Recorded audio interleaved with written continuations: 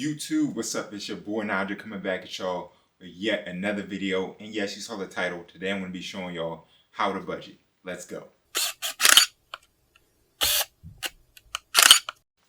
Now, with inflation raising to all-time highs within recent past, gas prices going up, people are having job issues, it's only reasonable that people will want to save money in this type of economy. So in this, I'm about to go over exactly how to save money, some tips to do it, and the actual structure that a lot of people use to budget. The most popular type of budgeting is the 50-30-20 rule. Now, this is 50% of your funds, which is after-tax income, aka net income, will go towards your needs. This includes mortgage, utilities, any type of necessity, food. If you have any car issues that you need to get to work with, essential transportation will go under this. Anything like that will be in the 50% of your net income.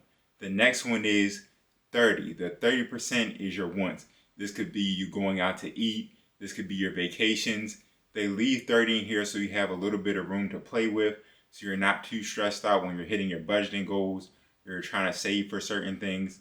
And the last one is the 20%, which is the savings. This could go towards investing. This could go towards putting more towards your debt, student loans, whatever you have that you want to save with, maybe some retirement funds, anything like that will go into the 20% of this rule.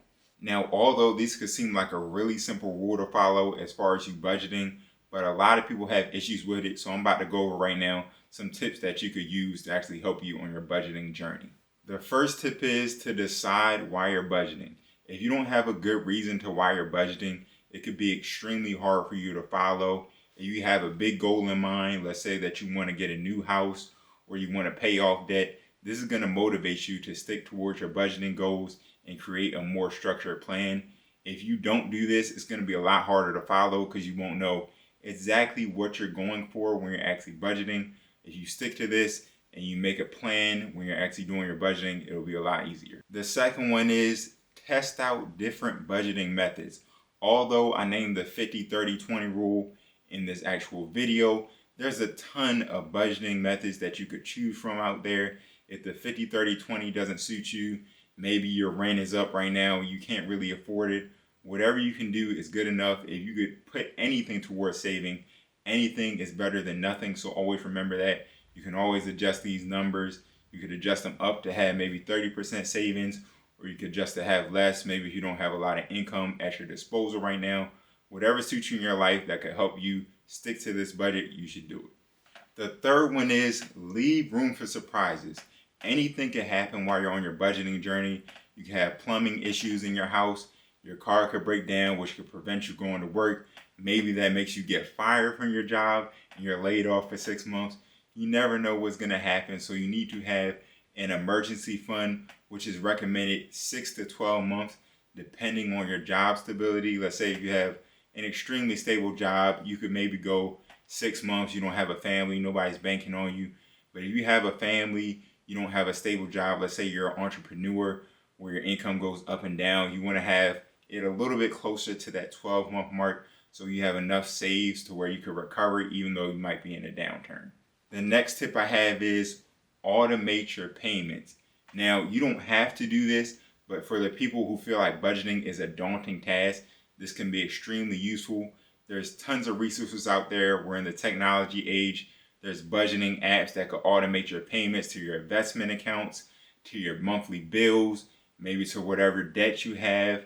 Use automated payments because this is a new time. You don't have to do the hard work. You don't have to write your bills on paper and then send them out in the mail because that takes forever and it might make it harder for you to stick to your budgeting plan. But if you don't have to think about it, it's going to be a lot easier to stick to your goals, and soon you're going to have enough to save up for that house, the car, or whatever you want in your life. And the last tip I have is revisit your budget monthly. There's a lot of things that could change within a month, within a year. Your income could go up or it could go down. You never know. Your landlord could raise your rent and you don't have enough to pay for it, which will take away from your monthly budget or savings. Whatever you do, just make sure you keep on looking at your numbers, especially if you automate stuff, because if you're automating stuff, you won't actually be aware of what's going on. So check regularly to and make sure everything's going smoothly in the way that you want it. But that's it for the video. I know this was a little bit simple. A lot of things are obvious, but if any of these tips help you, make sure to hit the like button.